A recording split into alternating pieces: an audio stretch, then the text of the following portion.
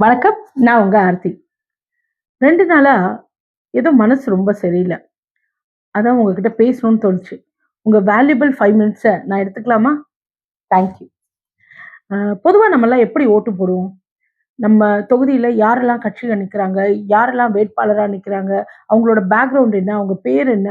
And அவங்க எப்படி நமக்கு ஏதாவது ஒரு ஹெல்ப்னா அவங்க செய்வாங்களா? அ அவங்க வந்து அரசாங்கத்தோட எல்லா திட்டங்களும் நமக்கு கொண்டு வந்து சேர்ப்பாங்களா? அப்படியெல்லாம் தெரிஞ்சு தான் நம்ம ஓட்டு போடணும்.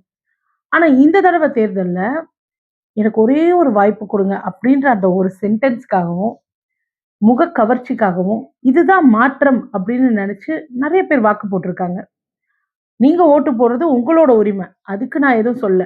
ஆனா பொதுவா தலைவர்கள் தோக்கக்கூடாது அப்படின்னு நெனைக்கிறவங்கள்ல நானும் ஒருத்தி.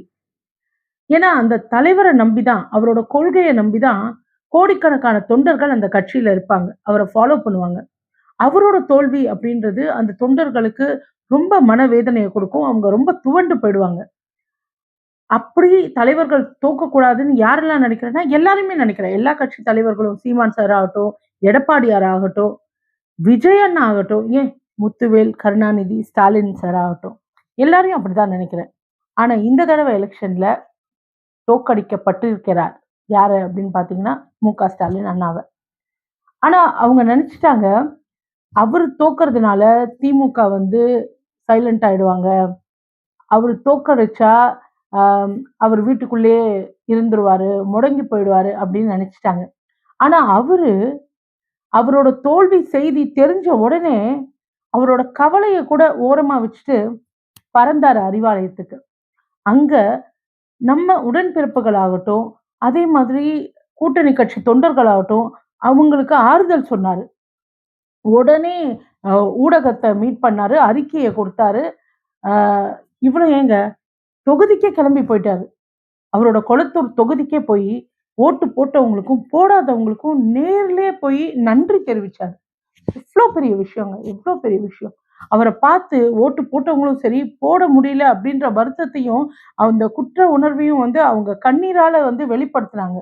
அத பார்க்கும்போது, ஒரே ஒரு வாய்ப்பு குடுங்க அப்படின்னு கேட்டு, ஒரு மாபெரும் வெற்றிய அதாவது ஒரு 1,50,00,000 வாக்குகள இன்ஸ்டன்ட்டா ஆரம்பிச்ச ஒரு கட்சிக்கு குடுத்து, அந்த வேட்பாளர்கள ஜெயிக்க வச்சா கூட, அவங்க நன்றி சொல்றதுக்கு நேரம் இல்லாம, ஊடகத்தையே இன்னும் மதிக்காம இருக்காங்க.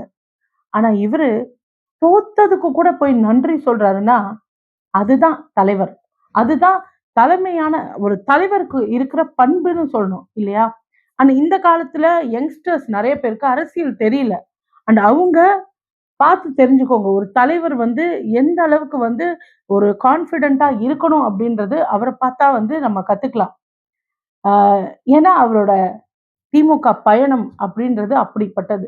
ஒரு 75 வருஷ கட்சி. அதுல 70 வருஷம் எக்ஸ்பீரியன்ஸ்ன்றது சாதாரணமான விஷயமே கிடையாது. இவரையாங்க நீங்க தோற்கடிச்சீங்க? இவர் யார் தெரியுமா? ஆ அப்பனும், தாத்தனும், பாட்டனும் தர முடியாத சொத்த பொம்பளைங்களுக்கு வாங்கி குடுத்த கட்சி. இன்னைக்கு மேல துண்டும், கால்ல செருப்பும் போட்டு எல்லா இடத்துக்கும் கௌரவமா நம்ம ஆளுங்க போறாங்கன்னா, அதுக்கு காரணமானவங்க. பொம்பளைங்க விறகு அடுப்புல சமைச்சா, அவங்க கண்ணுக்கு பிரச்சனை வரும்ன்றதுக்காக கேஸ் சிலிண்டர கொண்டு வந்தவங்க. பஞ்சாயத்துல பக்கத்து வீட்ல இருந்து டிவி பார்த்துட்டு இருந்தவங்கள, அப்படி வேண்டாம். உங்க உங்க ஒவ்வொரு வீட்டுக்கும் வண்ண தொலைக்காட்சி பெட்டியவே இலவசமா தரோம்ன்னு தந்தவங்க. மகளிர் சுய உதவி குழு அப்படின்னு ஆரம்பிச்சு, பெண்கள் சுதந்திரமா அவங்க கையில காசோட, பணத்தோட சந்தோஷமா வாழறதுக்கு வழி பண்ணவங்க. மாற்றுத்திறனாளிகள், திருநங்கைகள் அப்படின்னு கௌரவமா இந்த சமுதாயத்துல கூப்பிடுறதுக்கு புது பெயர்கள வச்சவங்க. இன்னைக்கு வானளாவிய கட்டடங்கள் ஆகட்டும், மேம்பாலங்கள் ஆகட்டும், இன்ஃப்ராஸ்ட்ரக்சர் டெவலப்மென்ட் அப்படின்னு நெறைய கொண்டு வந்தவங்க. உயர்கல்வியில இன்னைக்கு தமிழகம் முதல் இடத்துல இருக்குன்னா, அதுக்கு காரணமானவங்க. விளையாட்டு துறையில எவ்வளவு சாதனைகள் படைச்சிருக்காங்க தெரியுமா? இந்த 5 ஆண்டுகள்ல. ஆ எவ்வளோ வசதி இல்லாத குழந்தைங்களுக்கு ஃபுல் ஸ்பான்சர்ஷிப்ல அவங்க வெளிநாட்டுக்கு போய் அவங்க திறமைய தடை காலத்துலேருந்து எல்லாத்துலயுமே நிரூபிச்சுட்டு வரதுக்கு காரணமா இருக்கிறவங்க.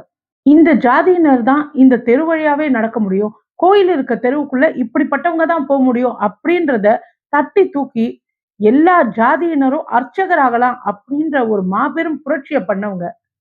இவ்வளோ ஏங்க விடியல் பயணமாகட்டும், புதுமை பெண் ஆகட்டும், நான் முதல்வன் திட்டமாகட்டும், உரிமை தொகை ஆகட்டும், உயிர் காக்கும் 48 ஆகட்டும், இல்லம் தேடி மருத்துவம் ஆகட்டும், இப்படி எண்ணற்ற திட்டங்கள தமிழகத்துக்காக தந்தவங்க. தமிழ்நாட்டுக்கே தமிழ்நாடுன்னு பேரு வச்சவங்க. இவங்கள போய் அங்க தன்னோட தொகுதியான கொளத்தூர ஒரு மினி பிரான்ஸ் அளவுக்கு மாத்துனவர் தான் முத்துவேல் கருணாநிதி ஸ்டாலின் அண்ணன் அவர்கள். அவரை தோக்கடிச்சிட்டீங்க. நீங்க என்ன தெரியுமா பண்ணிட்டீங்க? ஒரு புதையல தூக்கி போட்டு பூமாலைய அவங்க கையில குடுத்துட்டீங்க.